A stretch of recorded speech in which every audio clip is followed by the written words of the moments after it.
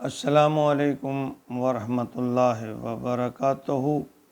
پیارے مسلمان بھائیوں، بہنوں، بیٹوں اور بیٹیوں، آج کا ہمارا سبق سورہ ہود ہے، اس کی ابتدا ہے۔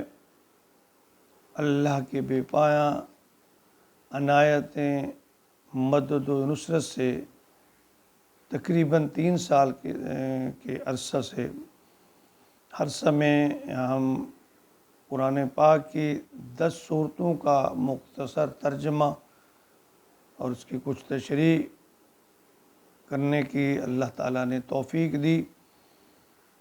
اللہ آگے بھی مدد و نصرت فرمائے۔ آج ہم سورہ ہود کا مختصر تعارف یا خلاصہ کہہ لیں اور شان نزول کے بارے میں گفتگو کریں گے۔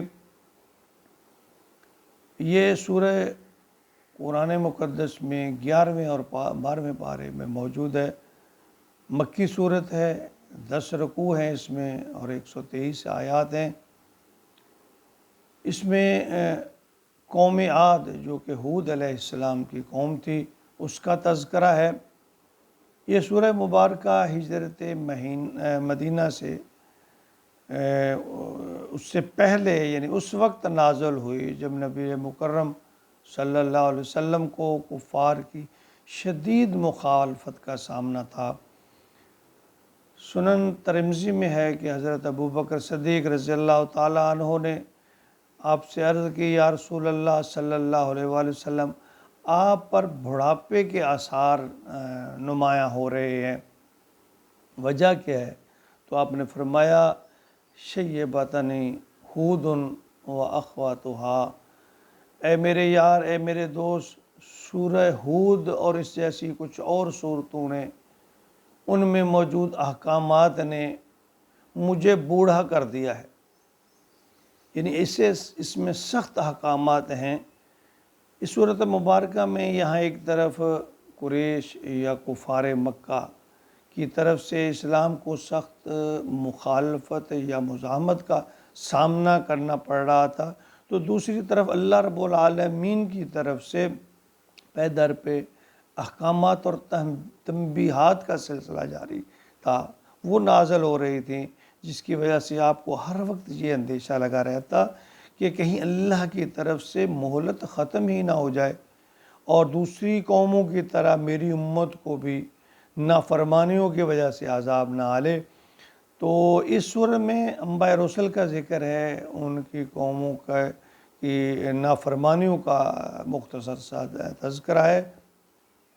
اس میں ہمارے لیے جو سبق ہے کہ تمام جہانوں کی معزز ترین، بزرگ ترین، اللہ کی محبوب ترین ذات، محبوب خدا، خاتم المرسلین، وجہ کائنات جیسی عظیم ہستی، وہ بھی اللہ کے احکامات سے کپ کپا اٹھی ہے، بالوں میں سفیدی آ گئی ہے، فکر اور غم سے نڈھال یہ سوچنے پر مجبور ہیں کہ کہیں اللہ کی پکڑ نہ آ جائے۔ اس سورہ نے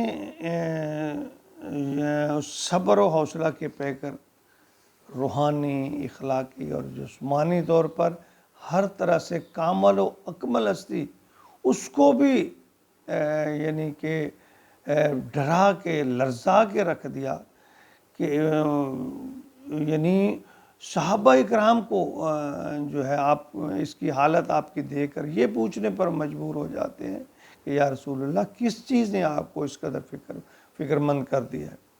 تو سوچنے کا مقام ہے کہ آج کا جو مسلمان ہے، ہم جو ہیں دینی احکامات کی پیروی کرنے سے آری ہے، اسوہ حسنہ کی پرواہ نہیں ہے، رب العالمین کا ڈر اور خوف نہیں ہے، اور مطمئن ایسے ہیں جیسے دنیا کے بڑے مومن ہوں، اخلاقیات کی پرواہ نہیں، جائز و ناجائز، حلال و حرام، ان سب سے بے نیاز ہیں۔ بس دولت کی ہوس ہے، دنیا کمانے کا مقابلہ ہے، جھوٹی انائیں ہیں۔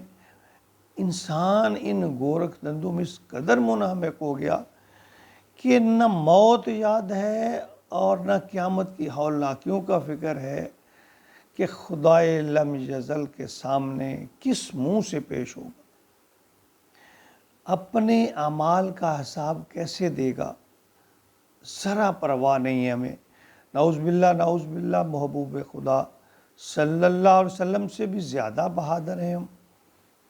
تمام انسان تو ایک طرف، یعنی جو عام انسان ہے کہہ لیں وہ ایک طرف ہے، صاحب علم لوگ بھی دین کا اگر کچھ کام کر رہے ہیں تو اس میں بھی دنیا کمانے کا جو ہے عنصر پایا جاتا ہے۔ گویا ہم آخرت کمانا تو بھول ہی گئے۔ کاش ہمارے اندر یہ فکر اور احساس پیدا ہو جائے کہ کل اللہ کے حضور پیش ہو کر اپنی زندگی کے ذرے ذرے کا حساب کیسے دیں گے۔ کاش ہم سوچیں، فکر کریں کہ اپنے رب کو کیسے منانا ہے، اپنے محسن اور محبوب کے سامنے سرخ رو کیسے ہونا ہے۔ گویا یہ فکر ہمارے اندر سے نکل گئی۔ سورہ ہود جو لفظ ہود ہے، ایک تو اس کی نسبت حضرت ہود علیہ السلام کے نام کی طرف ہے، اور دوسرا اس کا ہود کے معنی توبہ کر کے اللہ کی طرف رجوع کرنا ہے۔ یعنی اس میں انسانوں کو یہ ترغیب دی گئی ہے، یہ طریقہ بتایا گیا کہ اللہ کی طرف لوٹنے کے لیے توبہ استغفار کرو اور اللہ کی طرف لوٹو۔ یہی اصل میں کامیابی ہے۔ دنیا کا یہ نظام، اس کی ہمیں بڑی فکر ہے، صبح شام رات سوتے جاگتے، آخرت کی پرواہ نہیں ہے، ذرا بھی نہیں ہے۔ اور پوچھو جی بس اللہ رحم کر دے گا، اللہ کریم ہے، اللہ رحیم ہے، ہمارے محبوب نے ہماری سفارش کر دینی ہے۔ کیا یہ باتیں پیارے محبوب کو علم نہیں تھی؟ نعوذ باللہ۔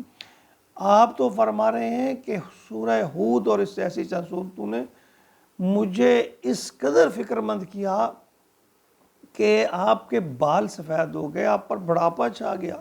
صحابہ اکرام فکر مند ہیں کہ نبی پاک صلی اللہ علیہ وسلم اتنے فکر مند کیوں ہیں؟ یعنی ہمیں ذرا بھی فکر نہیں ہے اپنی، ہمارے محبوب کو ہماری فکر ہے۔ اللہ تعالیٰ ہمیں خود بھی اپنے فکر کرنے نصیب فرمائے۔ اللہ تعالیٰ صراط مستقیم پر چلنا نصیب فرمائے۔ اللہ ہمیں اپنی اصلاح کی توفیق عطا فرمائے، اور اللہ ہماری زندگی میں تقوی، عاجزی اور اخلاص پیدا کر دے۔ آمین یا رب العالمین۔